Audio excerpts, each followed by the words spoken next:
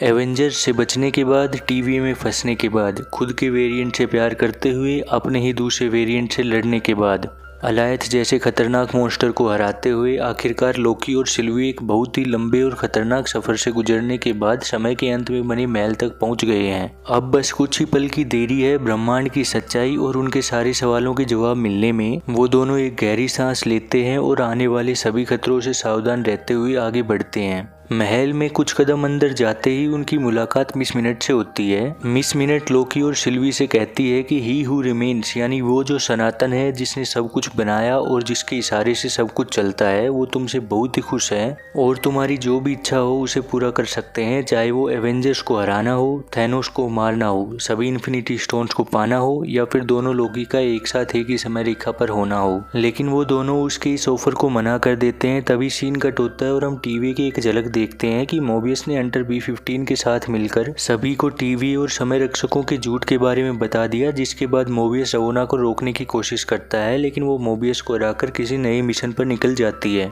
वहीं दूसरी तरफ लोकी और सिल्वी के सामने ही हु रिमेन्स आता है और उन्हें लगता है कि ये तो सिर्फ एक आम इंसान है और उस पर हमला करके उसे खत्म करने की कोशिश करते हैं, लेकिन ही हु रिमेन्स बड़ी ही आसानी से उनसे बच जाता है। फिर वह उन्हें बताता है कि उसे सब कुछ पता है भूत और भविष्य के बारे में, क्योंकि सब कुछ उसी के कंट्रोल में है। यहाँ तक कि तुम दोनों का मेरे पास आना भी मेरी ही मर्जी से हुआ है। लेकिन सिल्वी को अभी भी लगता है कि उन दोनों ने उसकी सभी चाल को नाकाम किया और तब जाकर वो दोनों यहाँ तक पहुंचे हैं। जिसके बाद वह सिल्वी को थोड़ा भड़काता है और कहता है कि सिल्वी, क्या तुम्हें लगता है कि कभी तुम किसी पर रत्ती भर भी भरोसा कर पाओगी? उसके बाद ही हु रिमेन्स उन्हें कहता है कि दरअसल तुम्हारे नजरिए से तुम दोनों यहाँ पर एक डेविल को खत्म करने आए थे, जो सभी की आजादी छीनता है, और ऐसा सिर्फ इसलिए क्योंकि मेरे कामकाज करने का तरीका थोड़ा अलग है। लेकिन बिना मेरे और टीवी के सभी यूनिवर्स में वॉर होगी और सब कुछ नष्ट हो जाएगा। उसके बाद वह उन्हें अपने बारे में बताता है कि 30वीं सदी में मेरे एक रूप ने मल्टीवर्स के बारे में पता लगा लिया था, लेकिन उसी वक्त दूसरे यूनिवर्सेस में भी मेरे वेरिएंट्स ने इस बात का पता और इनमें आने जाने का तरीका भी खोज लिया था। मेरे वेरिएंट्स ने मिलकर अपने अपने आइडियाज और टेक्नोलॉजी शेयर की और शांति बनी रही। लेकिन कुछ समय बाद मेरे कुछ बुरे और बहुत ही खतरनाक वेरिएंट्स ने दूसरे यूनिवर्सेस पर कब्जा करने के लिए जंग शुरू कर दी, जिस वजह से मल्टीवर्स में एक बहुत ही बड़ा युद्ध हुआ और सभी तरफ तबाही होने लगी।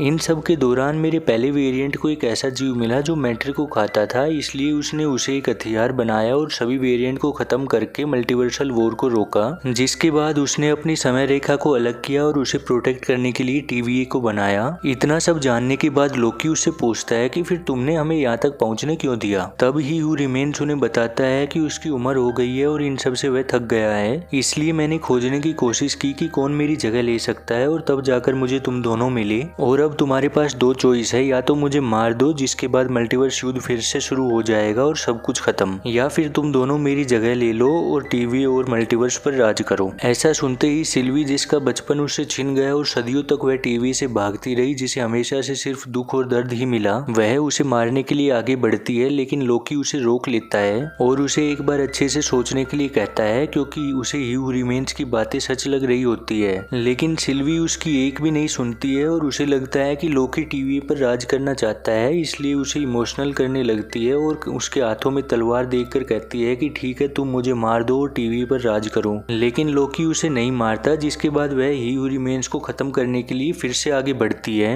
जिसके बाद लोकी और सिल्वी एक दूसरे से ही लड़ने लगते हैं, लेकिन अंत में लोकी अपने हथियार रख देता है और सिल्वी से कहता है कि उसे टीवी नहीं, बस सिल्वी चाहिए। लेकिन सिल्वी टाइम डोर से उसे धक्का दे देती है, जिसके बाद लोकी टीवी में आ जाता है और फिर सिल्वी ही हु रिमेन्स को मार देती है। उसके मरते ही शाश्वत समय रेखा में बहुत सी शाखाएं बनने लगती हैं, जिसे टीवी भी नहीं रोक पाता। लोकी मोबियस को समझाने की कोशिश करता है कि समय के अंत में क्या हुआ और किस तरह से उसने सिल्वी को रोकने की कोशिश की, लेकिन वो नहीं रुकी। मोबियस को कुछ समझ नहीं आता कि वो क्या कह रहा है और वो कौन है। तभी लोकी की नजर टीवी में बने ही हु रिमेन्स के स्टैचू पर पड़ती है, जहाँ पहले समय रक्षकों के स्टैचू हुआ करते थे, जिसका मतलब है कि सिल्वी के ही हु रिमेन्स को मारने पर उसके दूसरे वेरिएंट्स ने यहाँ आकर टीवी पर कब्जा कर लिया। इसका मतलब है कि कुछ बहुत ही बुरा होने वाला है, जैसा ही हु रिमेन्स ने कहा था। और इसी सस्पेंस के साथ लोकी सीरीज का पहला सीजन यहीं पर खत्म हो जाता है। दोस्तों, अगर आपको मेरी एक्सप्लेनेशन अच्छी लगी हो तो प्लीज वीडियो को लाइक और चैनल को सब्सक्राइब कर देना। धन्यवाद।